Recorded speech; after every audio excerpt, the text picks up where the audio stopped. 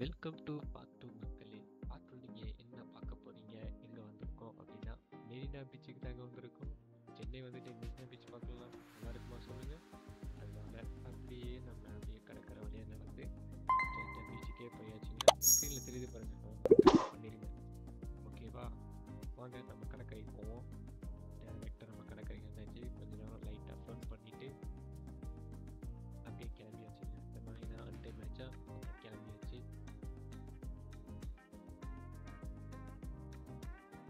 பாருங்க, இவ்வளோ மக்கள் எல்லாருமே இங்கே தான் இருக்காங்க மெரினா பீச்சில்.